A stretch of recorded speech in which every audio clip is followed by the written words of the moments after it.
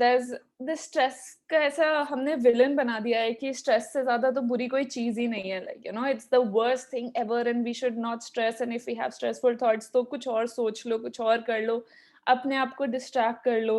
And ये question हम देखेंगे कि stress is it healthy, seems almost like a stupid question कि how can stress be healthy, but I am here to tell you that stress can be healthy.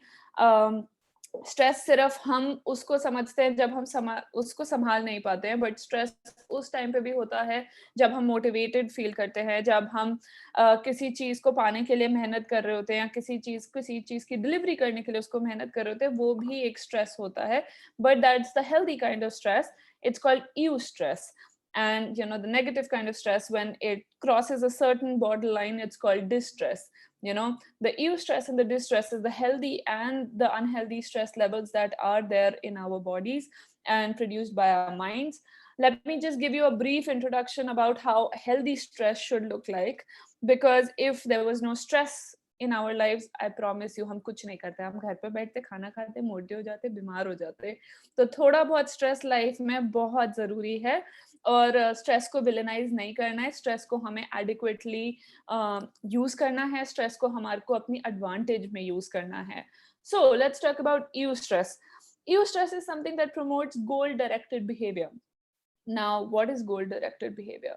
Goal directed behavior can be anything. If we want to achieve something, हमें पतले होना है, हमें मोटे होना है, हमें हेल्दी होना है, हमें कल एक डेडलाइन मीट करनी है, हमें कुछ भी अचीव करना है, तो उसके पीछे जो हमारी थॉट प्रोसेस रहती है, या उसके पीछे जो हमारी मोटिवेशन रहती है, वो यू स्ट्रेस होती है.